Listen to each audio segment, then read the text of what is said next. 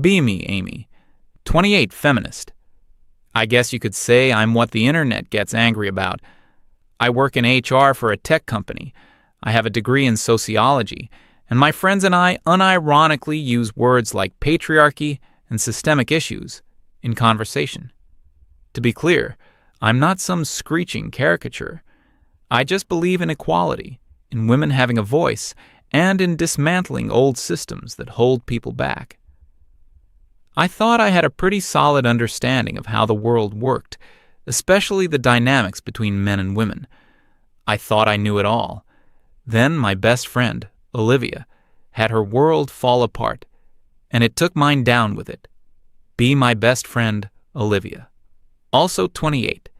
If I'm the blueprint for the modern feminist, Olivia is the blueprint for the classic soft girl. It's not an act. She's genuinely one of the most traditionally feminine people I've ever met. She's beautiful in a way that's almost unfair. Not Instagram model beautiful, with sharp angles and perfect makeup. It's a softer, more natural beauty. Long, honey blonde hair that always seems to catch the light, big blue eyes, and a smile that could probably de-escalate a hostage situation. She's the kind of woman who wears sundresses in the fall because she likes how they feel. Her laugh is light and airy. She loves baking, gardening, and talking about feelings. And for as long as I've known her, since we were kids, men have been completely under her spell. It was a law of nature. The sun rises in the east, gravity keeps us on the ground, and men fall for Olivia. It wasn't just attraction. It was a kind of protective instinct she triggered. Guys didn't just want to date her. They wanted to build a fortress around her and slay dragons for her. She never had to try. Her dating life was a revolving door of handsome, successful, ambitious men who would trip over themselves to get her attention. She'd go on one date, and the guy would spend the next month planning their future. This was the established reality for nearly 3 decades. It was Olivia's superpower, until it wasn't. The problem started a few months back. I think it was a Thursday night. I was just settling in to watch some garbage TV when my phone blew up. It was Olivia. A string of crying emojis followed by, "Can I come over?"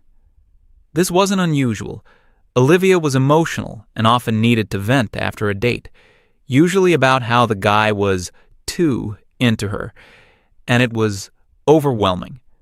She showed up at my door looking like a tragedy, mascara running, wrapped in a pashmina that probably cost more than my rent. I got her a glass of wine and sat her down on the couch. She'd just come from a date with a guy who, on paper, was perfect. An architect, charming, funny, paid for everything, walked her to her car. She said the date was amazing. Amy, he was hanging on my every word. He said I was like a breath of fresh air. He told me he hadn't met anyone like me in years. I was waiting for the but. But he was supposed to text me when he got home. He didn't. I sent him a message this morning saying I had a great time. He hasn't even read it. I gave her the standard pep talk. Liv, calm down. It's been one day. He's probably busy. You know how men are. They try to play it cool. She wasn't having it. She insisted something felt wrong. I didn't think much of it. One guy ghosting her? It happens to everyone. Welcome to the real world, I thought. But then it happened again.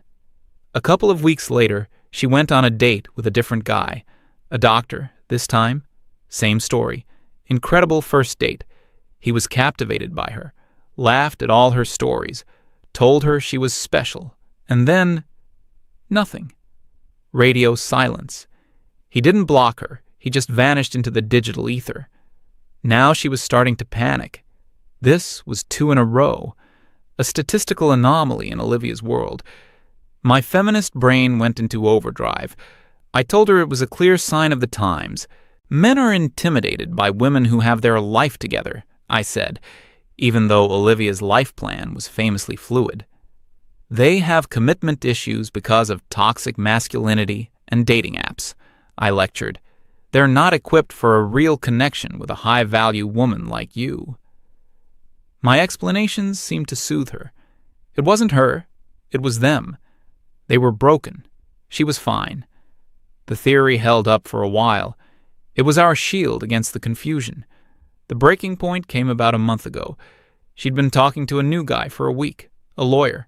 He was clearly smitten, texting her good morning, sending her pictures of his dog, planning a really thoughtful first date at an art gallery because she'd mentioned she liked Monet.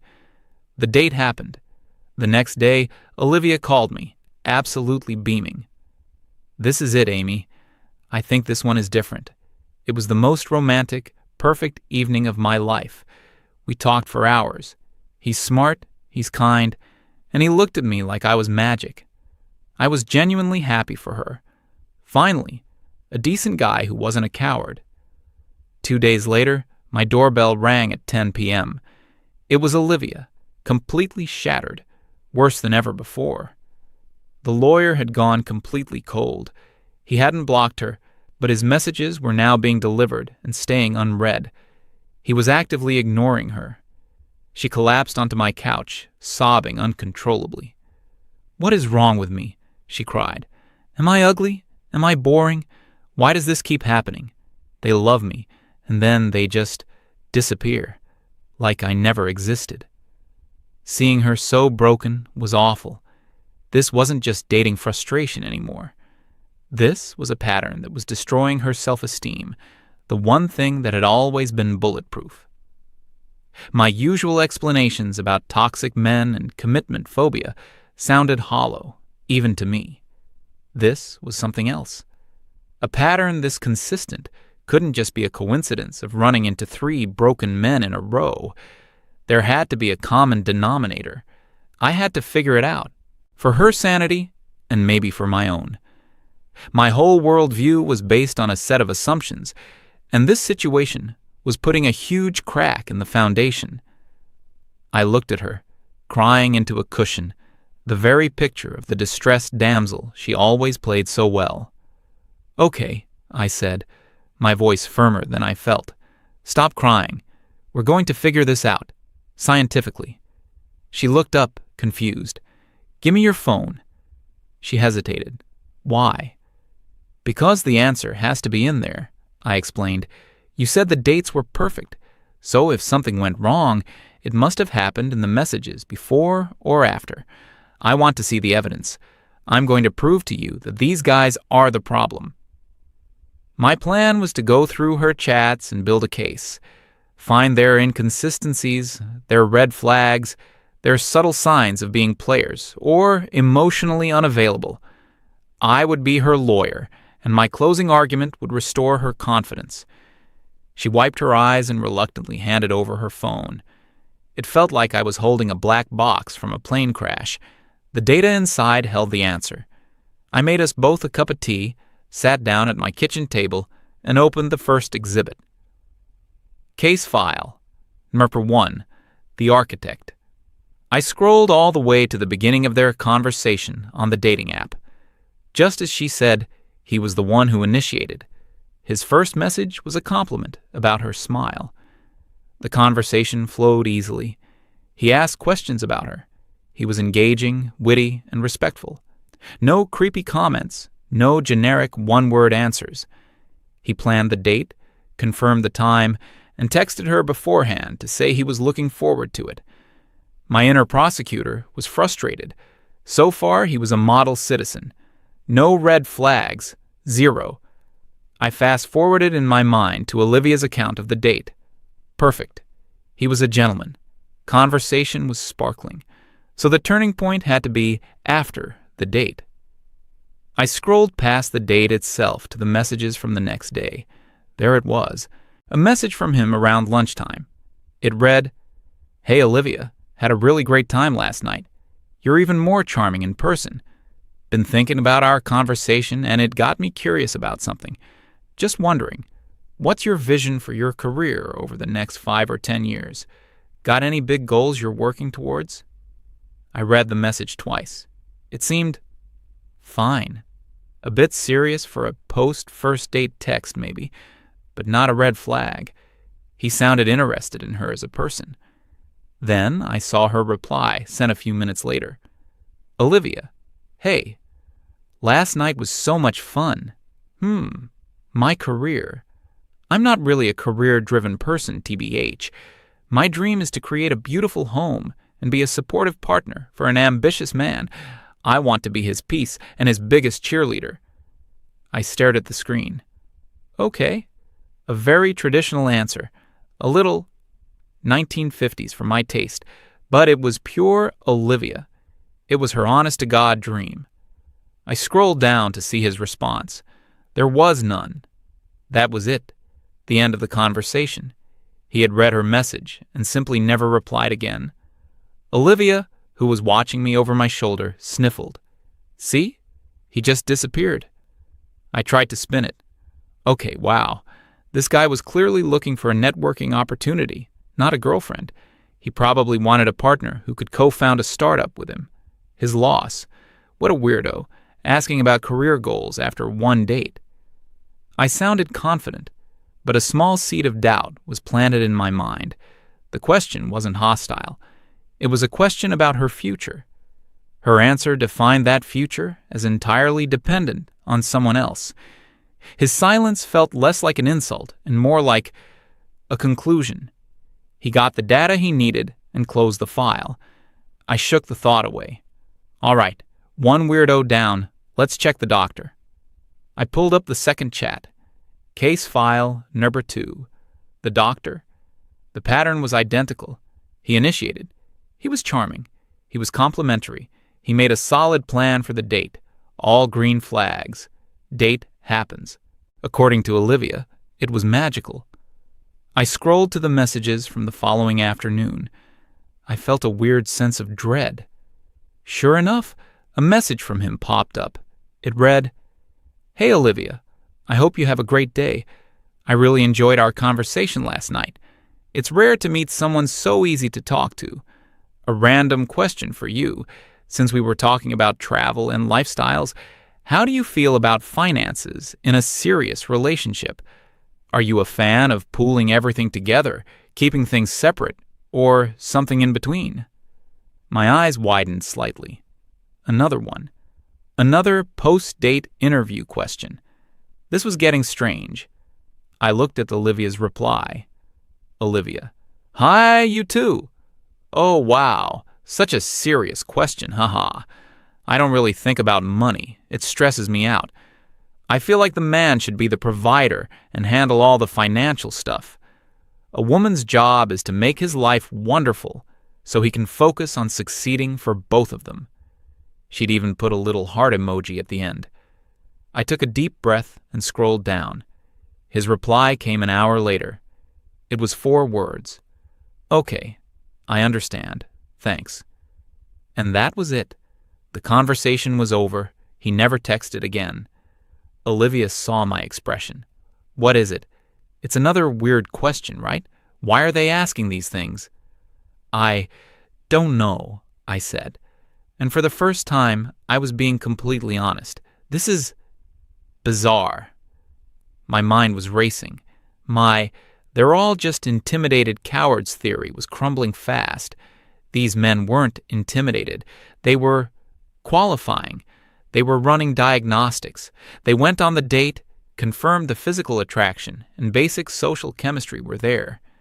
The date was the pass-fail test for the cover of the book. And Olivia always passed with flying colors. But the next day, they were opening the book to the first page and reading. The architect asked about ambition and saw none. The doctor asked about financial partnership and saw a dependent.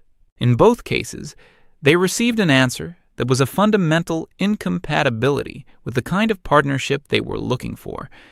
And their reaction was identical. They didn't argue. They didn't debate. They didn't try to change her mind. They just disengaged. It was efficient. It was clean. And it was ruthless. I felt a chill run down my spine. My friend wasn't being ghosted by emotionally stunted man-children.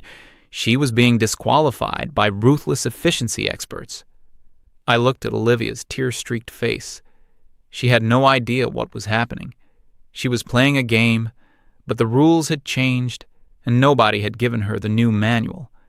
She thought her beauty and charm were the cheat codes to win, just like they always had been. But these men had patched the game. They had made her superpower obsolete. "Let me see the last one," I said, my voice quiet. The lawyer. I had a sinking feeling I knew exactly what I was going to find. I felt like a detective at a third crime scene, already knowing the killer's M.O. I opened the chat with the lawyer. It was almost a carbon copy of the first two. Enthusiastic courtship, a thoughtfully planned date, a glowing review from Olivia. And then, the message the next day. The test. The lawyer. "Morning, Olivia. Still thinking about what a great time I had. You have a really captivating energy.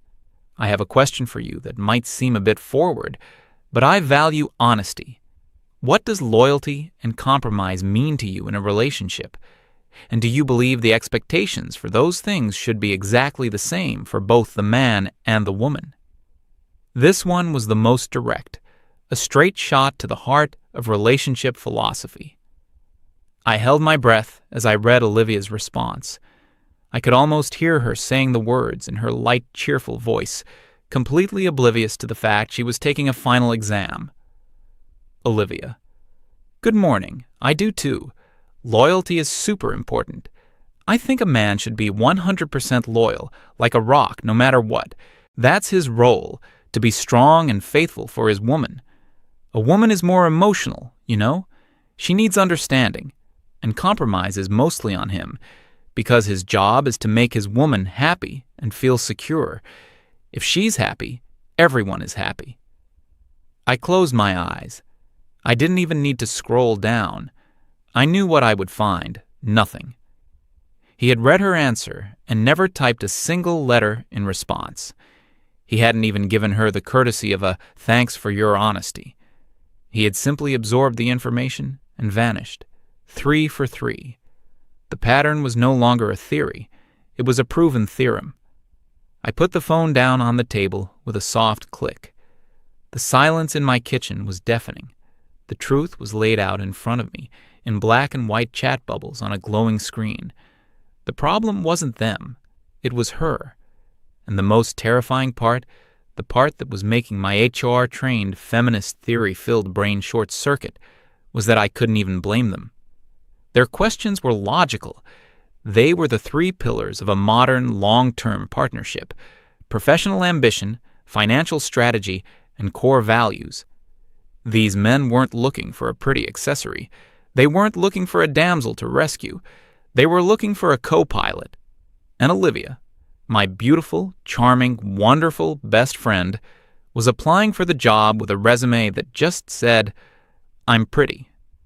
I sat there, staring at the phone, and the pieces just clicked into place with a horrifying clarity. It was like watching a nature documentary. A new kind of predator had evolved, and its prey hadn't adapted. For years, men like these had probably done what men have always done: chase beauty. They'd meet someone like Olivia, get mesmerized by the fantasy she presented, and dive in head first. They'd spend months, maybe even years, trying to build a relationship on a foundation of charm and attraction, only to discover later that their core life goals were completely incompatible. They'd discover her lack of personal ambition only after they were frustrated she wasn't growing with them. They'd learn about her views on finances only when they were arguing about a shared credit card bill. They'd find out about her definition of loyalty only when a real-life crisis hit and tested their partnership. By then, it was messy. Emotions were involved. Lives were entangled. The breakup would be painful, dramatic, and costly in every sense of the word. So they'd learned. They'd been burned. They'd talked to their friends who had been burned. They'd read stories online. And they had engineered a new system, a filter. The first date was no longer the goal. It was the preliminary screening. It was the handshake, the check for basic chemistry, the confirmation that the person across the table matched their pictures.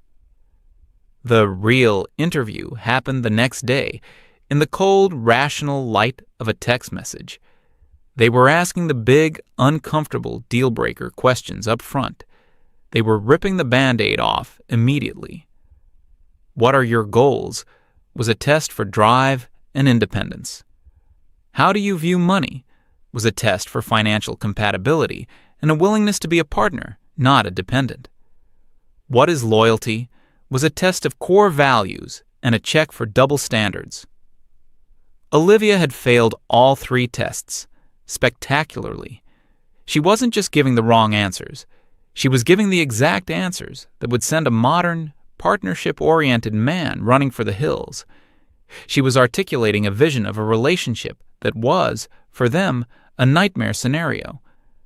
A one-sided contract where she provides beauty and softness in exchange for a lifetime of security, provision, and emotional labor, all while holding herself to a different standard.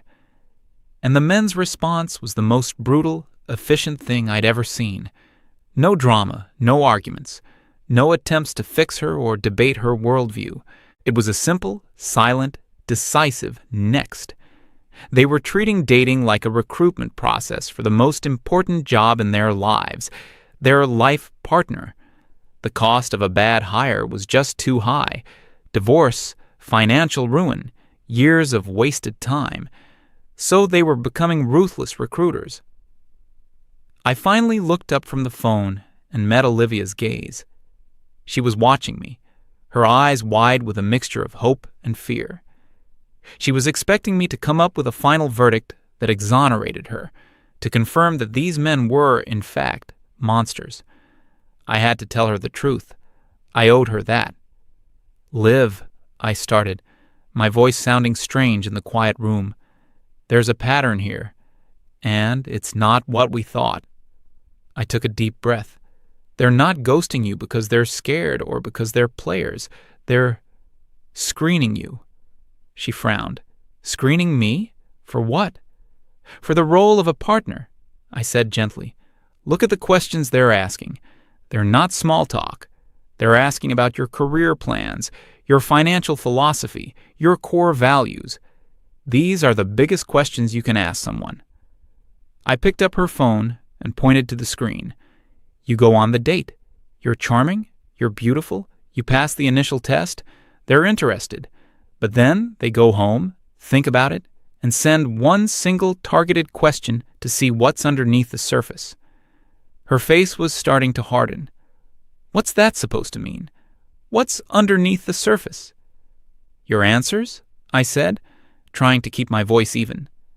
"To the architect, you said you have no career goals beyond supporting a man. To the doctor, you said a man should handle all the money. To the lawyer, you basically said loyalty and compromise are a man's job. Olivia, you're presenting yourself as someone who doesn't want to be an equal partner. You're describing the role of a dependent." The word hung in the air between us. Dependent. I saw a flash of anger in her eyes. It was the first emotion other than sadness I'd seen all night. "I am not a dependent," she snapped. "I'm a woman. I'm describing what a woman should be. Soft, supportive, feminine. It's what men have always wanted. You, with all your feminist ideas, you wouldn't understand." "That's the point, Liv." I raised my voice slightly, the frustration bubbling up. "Maybe that's what some men wanted. Maybe that's what our dad's generation wanted. But these men, the successful, ambitious men you want to date, they don't. They've seen it fail. They've seen their parents' messy divorces. They've seen their friends lose everything. They've grown up. They don't want a pretty dependent who needs to be taken care of. They want a co-founder for a company called Our Life. They want someone who will build with them, not just decorate the house they paid for." The dam broke. All her grief and confusion erupted as pure rage. "So I'm supposed to become like you?" She spat, her voice dripping with contempt. "A bitter corporate feminist who thinks relationships are business deals? I'm supposed to talk about budgets and 5-year plans on a second date? That's disgusting. That's not romance." "It's not about being like me," I shot back, standing up now. "It's about being an adult. What do you bring to the table besides being pretty and supportive? Do you have your own goals? Do you have any desire to build something for yourself? Could you support yourself if you had to? Could you support him if he got sick or lost his job? Because that's what a partner does. It's a two-way street. She stared at me, her chest heaving. The look on her face was one of profound betrayal. In her world, I had just switched sides. I had joined the enemy. "You don't get it," she whispered, her voice cracking. "My value is in my femininity, my softness. That's my strength."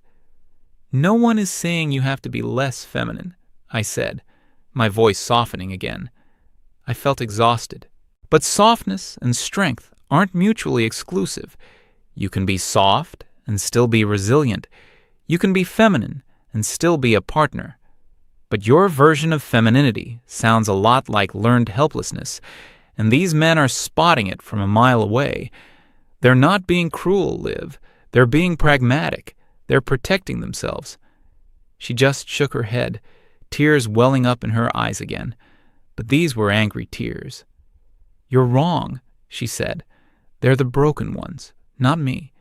Real men aren't afraid to provide for their woman." She snatched her phone off the table. "I came here for support from my best friend, not a lecture from my HR manager."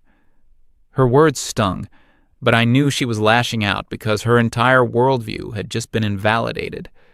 Her superpower, the one thing she'd built her entire identity around, had been neutralized. It was like telling Superman that everyone on Earth had suddenly become immune to his powers.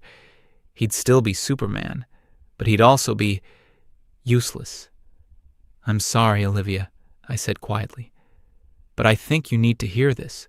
The world has changed. The dating market has changed. The men you want have changed, and you're still using a map from 1985. She didn't say anything else. She just turned, walked to the door, and pulled it open. Before she left, she looked back at me, her beautiful face a mask of hurt and anger. "I'll find a man who appreciates me for who I am," she said, her voice trembling with defiance. Then she was gone, slamming the door behind her. I stood there in my silent apartment for a long time. The half-empty mugs of tea were getting cold on the table. My brain felt like it had been rewired. Everything I thought I knew about dating dynamics, about men and women, felt obsolete.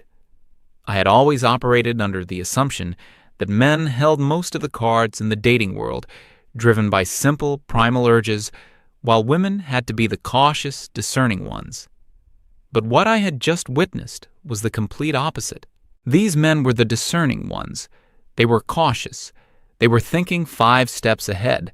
They were playing chess, while Olivia was still playing checkers. They weren't afraid of commitment. They were terrified of committing to the wrong person. They weren't intimidated by a beautiful woman. They were wary of what that beauty might be concealing.